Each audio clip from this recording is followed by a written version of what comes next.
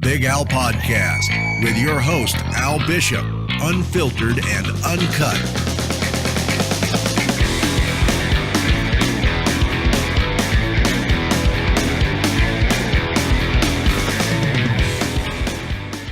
Alrighty, welcome ladies and gentlemen. Today I've got the South African controversial EFC athlete Yannick Bahati. We say controversial for certain reasons, but at the end of the day, the two promotion world champ. Yeah. Welcome to the show, and thanks very much for giving up some time. I know it's a heavy week at the moment. It's weight cuts and all the media obligations. I just want to say thank you very much for your time, man. Thank you for having me, guys. Yeah. Thank you, man. My pleasure. Sure, Yannick. Media day. Things got a bit heated up there. just talk us through what was going through your mind there, man. What do you mean by that? Obviously, there was a bit of a altercation with yourself, and Dricus ended up in you slapping him. So, just talk us through what actually happened there from your side. Of course, I actually did EFC engaged, and I said I'm looking forward to finally getting to see Dricus or me face to face, and they asked me, "You have anything planned for Dricus?" I said, "No, I have got nothing planned for Dricus. When I get there, we'll see what happens, and we'll see what he does and how I react." And obviously, as we went face to face, he pretended like he wanted to hit me, so I reacted and I gave him a little bitch slap, so like the bitch is. So yeah, that's about it, really. Yeah. There seems to obviously be a lot of, if I can say, hatred between yourself and Dricus, but a lot of people will say in a defense that they feel like you putting it on. A lot of the stuff you're doing is rehearsed, and you kind of forcing the hatred. What is your reaction to that? Is there genuine bad blood between the two of you? I generally don't like Dricus. You know, to give a little story, Dricus is the one that started taunting me. So, my teammate Joseph Kamen, if you know him, he fought for the EFC as well. Back in May 2015, I was supposed to fight Dalcha, and my teammate was supposed to make his EFC debut, and that was supposed to be Dricus's welterweight debut. It was supposed to be against Joseph Kamen. So that's how I've heard of Dricus, because he was fighting my teammate. And then suddenly I got a tweet from Dricus, just nothing positive, you know, just saying stuff about me. Blah, blah, blah. And so I looked at his tweet and I was thinking, who's this guy? So I went to Silk. Isn't this the guy you're fighting? They go, let me see. He goes, yeah, that's him. So I'm thinking, why is this guy tweeting me? I never heard of this guy. The reason I knew his name because he's found my teammate. So I just ignored it. Obviously, that fight never went through because Dricus pulled out. And then obviously I fought Dalcha, and I lost to Dalcha. And then he tweeted me again, laughing at me because I lost this. And I'm thinking, who is this guy? Why is this guy keep tweeting me? So I looked him up and I thought, this guy's apparently supposed to be a welterweight, so why is he coming at me? Because I ain't gonna make no welterweight to fight him. So I thought, okay, I just leave it because it's just stupid me arguing about something that's not gonna happen. So then my second EFC fight, I fought against Warren Allison, and same thing. Before the fight, the kids start tweeting me again, and then so now I start tweeting back then. And then when I arrived here at Cape Town, I fought Warren Allison. He was in his corner, and I seen him. So as soon as I finished the fight and I won the fight, I didn't celebrate. I walked up to him. He was outside the cage, and I was inside the cage. Of course, he was by the corner side. So I walked up to him. If you look back and watch the video, as soon as I win, you see me walk towards the cage, and you see Dricus there. If you go back and look, you'll see that. So I walked down to Dricus, and I went to him, bro, cut the bullshit. All right, me and you are not gonna fight anyway. So you are welterweight, I'm a middleweight. Then he went to me, okay, bro, and we touched fist. And that was the end. And then again, a couple months online, my next fight, then he started talking again. So after that, he started winding me up a little bit. I think, what is this guy? What's wrong with this kid? I've never heard of this kid, and suddenly he's always on me. So then I told Graham, I go, this kid, blah blah blah. His name is Dricus. Give me a fight with him. Then he goes to me, he won't fight because he's dropping down to welterweight, and indeed he did drop down to welterweight. So then since then, it just never stopped. Obviously, then I came back here when I fought against Brusky. And me and him had a little altercation backstage. We almost had a fight in the back also. So, and then I was thinking, is this guy, does he really want to fight me? Is he stupid? Because there's no way I'm going to make welterweight. So so are you gonna move up and fight me or not? So then I told Graham, listen, let's make the fight happen. And then he said he wants to make the fight happen, but it never actually happened till obviously today. So the kid's a little twat, you know. So he picked the fight with the wrong person. So now he wants a way out, you know. It took him a long time for him to sign his contract. I signed mine a long time ago, because I told Graham, listen, Graham, this kid is taking a piss. Does he want to fight me or not? He says he wants to fight, but then when it comes down to sign the paper, he ain't signing the paper. So Graham told me, listen, Yannick, do your part to make him sign it. Do your part to make him sign the paper. So that's why I went on that little streak to force him to take the fight, and eventually, obviously, he signed his paper, and now we're fighting. So yeah, so you did the hate is real. So you know, there's no going out now. So he's in too deep now. So yeah. Okay. Obviously, in the build up to your fights, the attention turned to South African fans. There was a video of you saying "fuck you, South Africa." But that was from the last fight, really. Yeah. But that's where we're heading. But anyway, so what I'm saying is, how has your reception been since you've landed in South Africa? Like I said, you know, when I landed here, you know, they all they treat me like a king. You know what I mean? So they bow to me, they kiss my feet. You know, so far, you know, no, seriously, no one has said nothing to me. Obviously, online on the internet, everyone likes to open their mouth and talk a little bit, but I ain't too concerned about that. But since I've been here, no one has said nothing to me except from Dricus' teammate. But overall, when I've been here, I've been getting a lot of support. It seems like I've actually got a lot of people don't like Dricus. From I don't know the main reason. I've been asking questions and stuff, and apparently there's some historic background through the type of person that Dricus is, and blah blah blah. And it seems like I've actually got a lot of support, and a lot of people were actually tweeting me and thanking me for actually slapping him at the media day. So I think I've got more fans than him at the moment, really, to be honest. Okay. You obviously became a 2-promotion champion a little while back. Yeah. Holding the middleweight belt here and at Bama in the sure. UK. Yeah. What does a fight like this do for your career? Obviously, Dricus has got big intentions for his career, and I'm sure as do you. Is this can we say that this is the biggest fight of your career? Of course, every fight for me, forget about the biggest fight. For me, this is the most important fight, because to me, I want to be in the UFC. This year, I want to be UFC world champion one day. So I've already got one world title here at the EFC, and I just won a second world title back in England at Bama. So for me, Dricus to me is just a person that's got a good resume. Obviously, he's very popular over here. He's the welterweight champion. So he's got a good record. I believe he's 10-1. Yeah. His only losses to Gareth, who also came, eventually went up to the UFC. So for me, I'm just being a guy that looks good on paper. That's going to elevate my resume for me to go into the UFC. So that's what it is to me, to really just. I don't see it as the biggest fight. I just see, for me, it's an important fight for me to win. That's all I see it as. For you, it's an important stepping stone for you to throw to the UFC. Sure. Yeah, of course, yeah. So do you think defending your belt against Dricus du Plessis puts you almost at the doorstep? In my opinion, skill-wise, technically, I believe it mentally as well. I'm already there, really, in my opinion. So all I gotta do is just win. To be honest, you know, preferably an ideal situation for me would have been. To be honest, I told Graham I didn't want to defend. I've already defended his belt already, so I've seen all the other champions. Brusky defending his belt. He fought for a second belt. Dricus defending his belt. Now he's fighting for a different belt, a different weight class. Chef, he was a light heavyweight champion. He never been in this division. They gave him a shot straight away.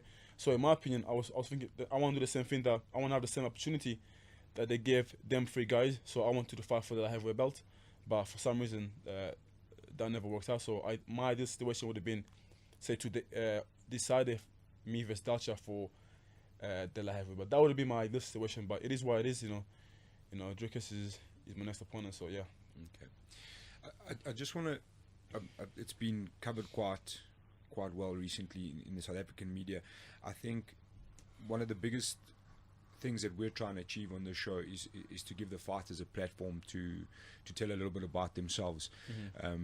You were born in the Congo and you're now fighting out of Birmingham in the UK. Yeah. Just give us a brief run through on how that came about, how you became a two promotion champion in MMA, in fighting out of Birmingham in the UK when your journey started in the Congo. Yeah, obviously I was born and raised in the Congo. I believe I moved out of the Congo when I was 10, if I can remember correctly. Just to obviously with the war in Congo and stuff, my dad wanted to give us a better living and a better place to live, and obviously we ended up in England. Actually, I was born in the Congo. I lived in the Congo.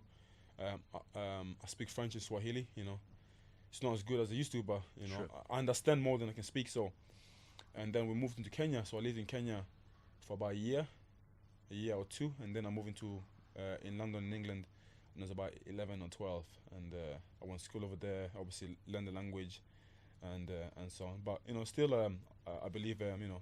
Truly, deep inside me, you know, I know where I'm from. You cannot forget where you're from, you know. So, I'm from the Congo, so in the DRC, that's where I was born.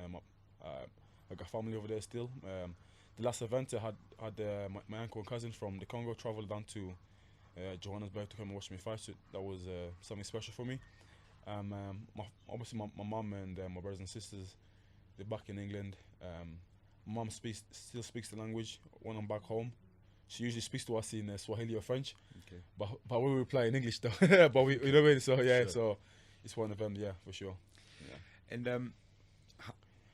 And I think it was in the more recent build-up, you spoke about you had a few difficulties when you first arrived in the UK. Yeah. Obviously, there's the language barrier and stuff like that. Was there stuff in there that led you to MMA to kind of, or boxing, or wherever it first started, to try and defend yourself?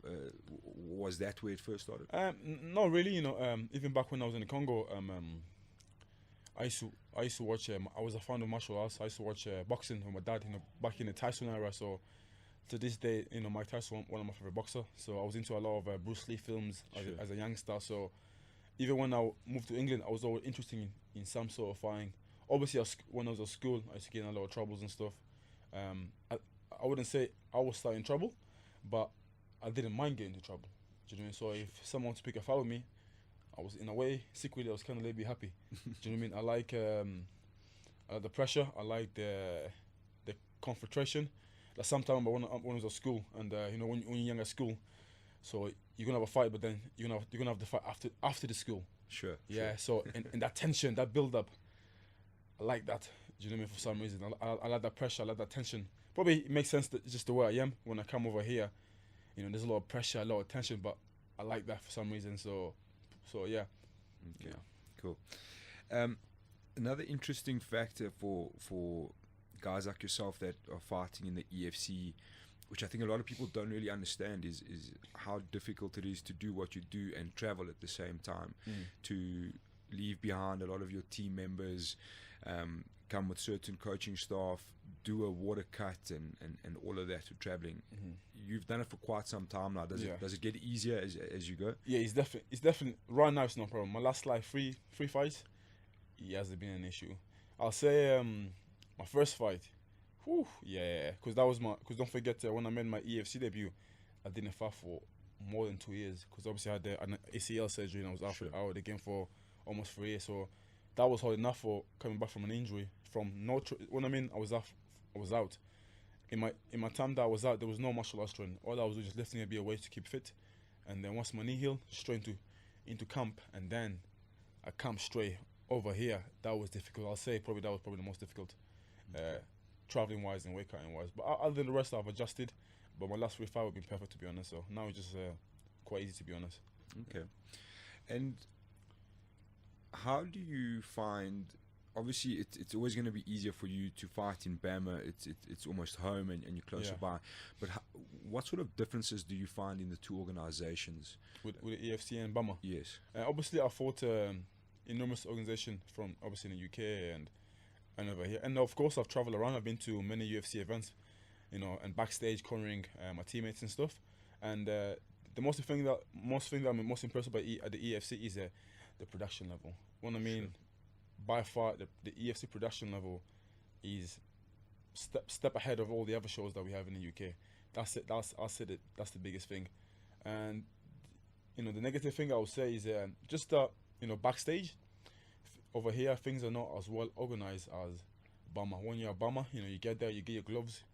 You know, people are coming to you to do the wraps and to check your gloves. You don't have to move around. But us from the EFC in the back, you know, say if you need, I don't know, someone to check your gloves, you have to go to them. Or if you want to get your gloves, you have to go to them. So it's a bit of a hassle. So it takes a long time for you to switch on and get into your zone. You don't want to be walking around left and right, this and that. That's the only thing negative. But with the EFC, is one of the top organizations in the world. You know what I mean? So they produce many champions that, you know, from Gareth, you know, are fighting the EFC. Zulu Boy was in the Ultimate Fighter. They've had the heavyweight Ruan Post also fought in the UFC. They've had I believe they had Trevor. He fought from South Africa as well. I don't believe he was in the EFC though, but he was South African as well. Okay. So slowly, obviously the EFC is producing a lot of high level talent that go into the UFC. They've had Henry. Is it not Henry? The guy from I believe he's in Wales or Scotland. Yeah, Danny Henry, who was the champ here as well, who just went to the UFC and he got a good massive win. So I'm same as Bama produced that as well. So you know I can say that I'm born and bred from Bama and the UFC. So yeah, cool. Hypothetically, obviously it's going to be a difficult one for you to answer because your mindset won't be in that way. But I'd just like to play a little hypothetical situation. Let's say for you, but by somehow you lose to Dricus. Is there a chance of you defending your belt in Bama against Dricus again? What do you mean? So let's say if come this fight week you lose and Dricus lays down a challenge to fight for your belt at Bama. Is that a possibility? I'm fighting in 3 weeks after this. Yeah, we're getting there. So but I mean, just a hypothetical situation. Like I said, I don't really imagine myself losing to Dricus. Yeah, that's you know right. what I mean? Sure. You know, I don't really see that. I don't even see that. But to be honest, you know, I'll give you a question. Sure. Well, I'm actually interested to see. The UFC announced that they're doing like the fighter. The fighter similar to the UFC. Also, you leave in a house and you get to fight the champion at the end. Sure. So, as far as I know, the winner gets to fight the winner of me and Dricus. Correct? Sure. Yeah. So, in my opinion, this is how I see it. My mindset is I'm going to the UFC this year, and there's nothing. I'll tell you that there's nothing that's going to get in the way of me from stopping me from going in the UFC. I've got 2 things in my way: Dricus and me fighting Bama in 4 weeks. There's nothing that's going in the way. So let's say this now. I want to beat Dricus. I'm going to defend my Bama title. And I'm going to the UFC. So basically, I'm fucking up the plans. You know what I mean? So the way I see it, I come over here to South Africa in hostile territory. I don't expect no favors. Do you know what I mean? So I know if I go to decision, I'm going to get rubbed. Do you know what I mean? So I know ideal situation for them is if Dricus wins, because that's a bad situation for them. Because when I'm winning, I'm gonna fuck up Dricus, fuck up this guy on Bama, and I'm going to the UFC. So what they're left with, do you know what I mean? So I'm gonna tell Graham, listen, I'm gonna fuck up Dricus, beat the guy on Bama, I'm gonna go to the UFC. Maybe I'll bring one of my teammates to take my place, so he can fight Dricus for the EFC belt when I'm gone. So. Okay. So it'll be interesting to see. So yeah, no, fair enough. I think that situation, the way they've described it so far, is as much a risk as you taking a fight in Bama in 3 weeks' time. Yeah. So you understand what I'm saying? Yeah. But even person to me, let's say magically there's no UFC. I beat Dricus, I beat the guy on Bama, but there's no UFC till say next year. Then I don't want to fight them middleweights in that Ultimate Fight. Realistically, gonna be shit. That's how I see it. So I'd rather fight for the light heavyweight belt because I want to challenge myself. I've already defended this belt, you know what I mean? So I'm always looking for bigger and better things. Do you know what I mean? That's why, obviously, I'm challenging myself. It's not easy to fight in two world-class organizations within a month of each other. Give me that respect. It's not easy, do you know what I mean? So, but I'm doing it. I'm taking that risk. Do you know what I mean? So you can call me crazy, but I'm truly confident in myself, and I really believe in myself that I can do it. So. Yeah, for sure. Yeah, sure, man. I've got a lot of respect for that. What you're doing, that's an intense situation. I was telling people back home, you know, I'm the EFC middleweight champion. I'm the Bama middleweight champion. You know, I'm a double champ. You know, double work, double pay. So Sure. So I got overwork. So yeah. I just want to touch on something you said there, and it's a very interesting point. You obviously come here into hostile territory, fighting the biggest names in a very big organization. Is it fair to accept, based on what you just said, that you feel that the cards are always against you? Of course. Does that urge you? Does that change your mindset? Does that change your training to a point where you are constantly working to finish your opponent, Yeah, like no my matter coach what the says, circumstance? my coach constantly reminds me every day, Yannick, don't forget, this is the hometown, I won't be surprised if the judge is bloody Dricus' cousin. Do you know what I mean? So, but there's nothing I can say. Do you know what I mean? So all I gotta do is go out there and hopefully at least I get treated fairly when we're fighting. So I come out and do my job and I put the guys away. So my coach always tells me, Yannick, you coming over here, you ain't gonna get no favors. So you gotta go out there and put these guys away. So so far I've done that. So I've never won a fight by decision. So yeah, 100%. And Dricus keeps saying that he'll put you away in 2 rounds. Okay. How do you react to that? It makes me laugh. You know what I mean? So I don't know. Maybe he's doing it for show. Maybe he's trying to build himself up. In my opinion, I think Dricus is reading the book that I wrote, because I'm saying that I'm gonna put him out early in the first or second round. I privately messaged him on Instagram message that you little bitch, you're gonna quit. I've seen you crumble under pressure before. You fight like you're scared, but then I tell him you've got no heart. I've seen him before fights before. The kid is shaking before he Rafael. I've seen him with my own eyes. I've seen him when Rafael or Mukulu or they pass upon and put the pressure on him. He backpedals, he covers up, puts one leg off the floor like an amateur, spins around. Does a lot on his feet. He does a lot of amateur mistakes. He fights like he doesn't want to be in there. Like he's never really been hurt or been put on. That's how he fights. And I told him, I go, listen, first of all, Dricus, yeah, you're a little pussy. I can see right through you. Okay, you are, in my opinion, I see he's like a blonde hair, blue-eyed kid. He's been fed. When he first studied MMA, his dad says, here son, here's some nice boxing gloves, go train. And then he train. Me, I started from nothing. Do you know what I mean? So that's how I see it. So I know when it comes down to when the fight gets rolling, I'll go forward, put the pressure on him, and I'll put him away. So I see him as he's a quitter, and he's saying to me, "Oh, I'll finish you in 1 or 2 rounds," or then I've gone. I'm thinking, what the fuck? This guy's reading the book that I wrote. So that's how I see cheap, man. it. You know what I mean? So yeah. The coach is still alive. Yep. Yeah. He's still with us, man. Yeah. You can say talk is cheap, but if you're talking the truth, there's different stories. You know what I mean? So, and I'm talking the truth, so that's how I see it. Sure. Yeah. Does it make you laugh because it's Dricus hasn't really knocked anyone out in a little while? Obviously, he comes from a very legitimate K1 background. Okay. But he tends to be a little bit more versed on the ground. If you Yeah, can say that. It he's seems that won way. all of. Wait, it's not seems that way. I believe all of his fights is won exactly by submission. Sure. Either by some kind of chokes, rear naked chokes, guillotine chokes, chokes, some kind of front headlock chokes. He's won most of his fights by chokes. I think all of his fights won by choke by submission. So he says that he's gonna knock me out. Okay, fair enough. He obviously looking through to he can say that because of what happened with me and his teammate in the past. But obviously it's a fight, and the only thing I think I say is a fight. Anything can happen. That's the only chance he's got. It's a fight, and anything can happen. That's about it. Sure. Yeah. So from Dricus' side, he'll always say the submissions come from the pressure from the stand-up. What do you mean? So he'll pressure someone in the stand-up, which will eventually move the fight to the ground. Okay. And that's what presents submission. Yeah. Do you feel that someone could put that sort of pressure onto you? Technically, he doesn't have the skill to submit me. I'll say that. So I don't know what you mean by that, but like you mean by he's setting up his strikes to get the submission? Sure. Basically, his stand-up causes enough pressure for guys to fold on the feet to go to the ground. Stand up. He takes him down and subs him. That's what I've seen. You know what I mean? He takes him down and subs him. Do you know what I mean? So I've never seen him hurt or wobble, really. Anyone really. Do you know what I mean? So I don't know. So in your mind, the stand-up there's zero fear for you. You know that, or you feel comfortable. You can go forward without much consequence, and you feel quite confident in that. I believe I'll put him away on the feet easy.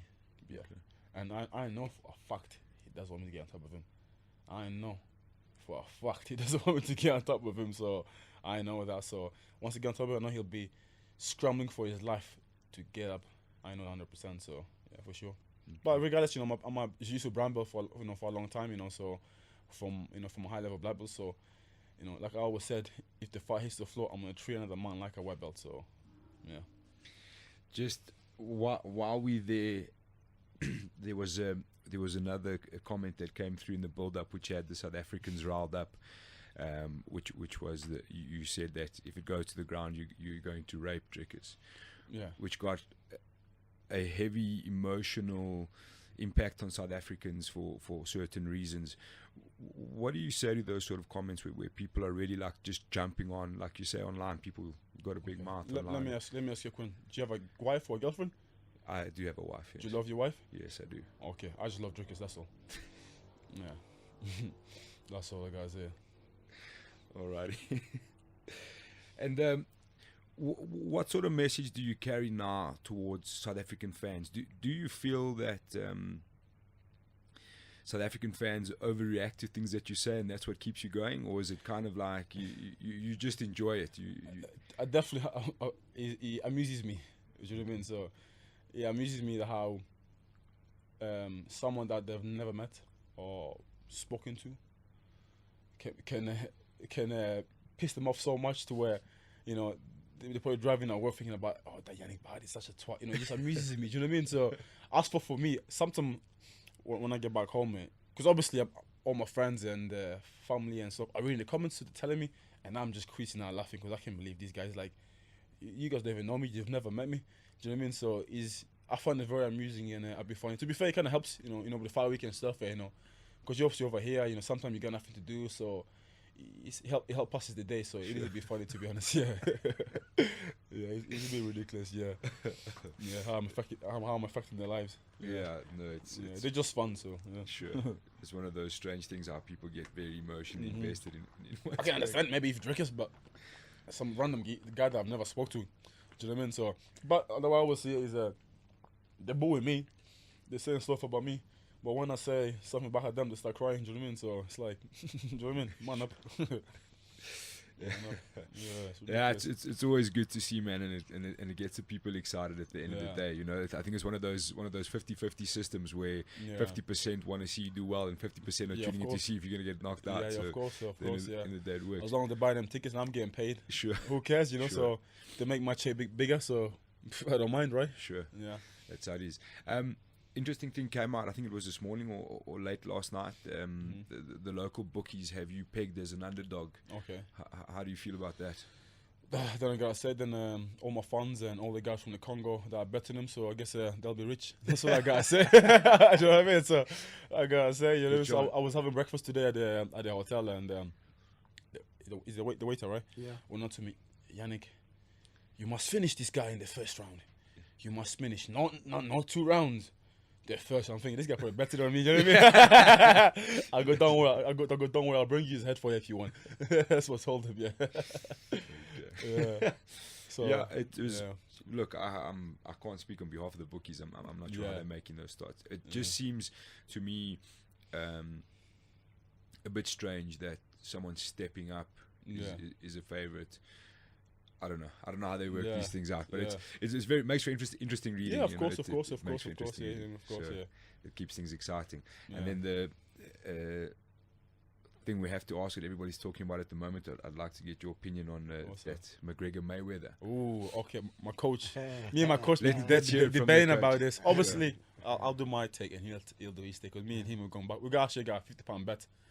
About this. So obviously I'm a big Conor McGregor fan. Yeah. I'm also obviously a big Floyd Mayweather fan, but I would love to see Conor McGregor stop Floyd and get that win 100%. So I've got bets with him.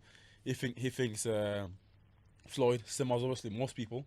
Sure. But I believe Conor, he truly believes himself, and I believe he'll find a way to make it happen. So yeah, so I'm going Conor McGregor. Yeah. Go on, coach. Oh well. Well, I've basically got one opinion on it, and people need to remember this and know this.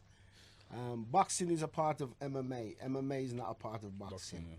And Floyd, with the skills and the class as a boxer, professional boxer, to McGregor as an MMA fighter, making the transaction to professional boxing, I just don't think he'll have the skills, the knowledge, to outwit Floyd or the skills to be able to stop Floyd. So basically, I see the fight maybe McGregor surviving 5-6 rounds, and then Mayweather taking him out into deep water and drowning him about 8 or 9 rounds. He can't quit because Floyd's called him a quitter on TV. So it's down to the referee to bail his ass out. That's basically how I see it, you know. So, do you think that Mayweather possesses enough power to put him away? Definitely. I think he can soften up. He'll suffer. I think a lot of people don't really understand that Floyd, all this circus hype, what has been happening, and some of the comments that McGregor has been making towards Floyd. I see a Floyd that is soaking it up, and I think you're going to see a fury unleashed on McGregor that maybe you haven't seen Floyd unleash. Might backfire him, though, I think. You know, but we'll see. Anything can happen in a fight. Like I said, it's a fight. Put two guys in there throwing fists, things can happen. But on paper, I don't see McGregor's got a goddamn chance, man. Why? Because he's an MMA fighter. Well, that's. I think probably that's why he might win. Give him a different look. Because obviously Conor coming in, he ain't gonna be fighting like a traditional boxer. So I think that might be one little thing there. Yeah. I mean, plus Conor's undefeated as well. He's undefeated, but he has been defeated 3 times because he's not in boxing. Out. He's undefeated in boxing, right? Well, okay, but it's a different. it's a totally different world. Him meeting Mayweather at that level. All I'm saying, get our money ready. Well, we've had a bet. We've had a £50 bet, and I've told him already. I want payment, a brand new £50 note, not 2 20s and a 10 or 5 10s. It's got to be a brand new £50 note. Yeah, man. I think it's one of the. How about you? Who you got? Yeah. Who you want to win first? I think it's definitely. I'm still with McGregor. I don't know. I see the power posing a problem. Yeah. Look, like it's been said already, I don't think McGregor has a kind of knock your head right off power, but he definitely has a very, very unique set of skills. Okay, let me fire the ball back in your court now. Sure. If Sal Alvarez, which you know of, is having a big fight with Golovkin coming up, do you think if McGregor was to meet Sal Alvarez in a boxing match, would you think McGregor would have the skills and the power to stop Sal Alvarez? I think it would be interesting. I think it would be a lot closer in terms of power. You know, because let me put it to you this way: I think Canelo only developed once he lost to Mayweather. I think he learned what he needed to do and what he needed to be as a boxer from there. Because, in all honesty, Mayweather likes a big puncher. I think in his the end of his career, he enjoyed that. He enjoyed a big puncher because it was easy for him. He knew what they would do. He knew the gas would play a part. You know, he would absorb 4 rounds, and that was it. Like you say, into the 5th, 6th round. Like I've said to everybody that asks me, if McGregor doesn't get it done inside 5, it's over. Yeah. Nobody. I don't think there's anybody on earth that can beat McGregor from round 6 to 12. I think it's impossible. You mean Floyd? Yeah. You mean Floyd? Floyd. Yeah, I agree with that as well. Yeah. So he's got 5 rounds. With Alvarez, I think if you see Alvarez McGregor, I don't see that fight getting out of the 5th round either way. Okay. Well, it's good to listen to you want MMA opinions, but sure. You know. You want to do a bet as well? Well, we can have a little talk after having a bet. £50 is like $1 million rand. No. But back to our main task, what we've got to achieve over here, between Dricus and my friend. What kind of name is that, Dricus? Afrikaans. It's Afrikaner. Dutch descent, I believe, the Boers. Yeah. Well, it's like this. Let me say, first and foremost, South Africa, we love you and we love all your fans. Yeah. And the girls. We've come on a mission to seek, find, and destroy. So far, we seek and find. Mr. Dricus, I think you're in for such a torrid, horrible time. You've made it this way, young man. There's no animosity deep that it's gonna, after the fight, that it's gonna run deep. But you know, we've got to do what we got to do. You got to understand this, and don't expect no mercy. No quarter asked for, no quarter given. So come fight night, bring your A game, young man. That's all I've got to say. The last message from your coach. One last one from you, Yannick. Me, I just Dricus, I'll see you on Saturday, mate. So lucky enough, like I said, he's lucky that this is in his hometown, his home country, that he's got a ref there. Like I said, if this was in Congo or in England, it'd be buried alive. So that's what I'm saying. Yeah. Perfect. Guys, thank you very much for your time. Like I said, I know it's an intense week and there's a lot of work to do and a lot of things to get done. We wish you all the best with the rest of the week, man, and thanks very much for coming through, guys. Enjoy. Thanks for having us. Thank you, guys. Man. And we are out. I truly believe I'm still the best. He's been fighting nobodies. I'll put him away either by submission or by knockout. I truly want to be the greatest MMA fighter of all time. I want to be the best fighter the world's ever seen. Here's your champion. It is Yannick Bahati, EFC Middleweight Champion of the world. Dricus to Plessis. What can you say? That kid is an absolute beast. Ladies and gentlemen, the reigning EFC Welterweight Champion. On the 19th of August, two champions will collide as England's Yannick Bahati clashes with South Africa's Dricus du Plessis. Plus, the flyweight champion Nkazimulu Zulu returns to take on the undefeated Sylvester Chipfumbu. EFC 62, 19 August, Carnival City.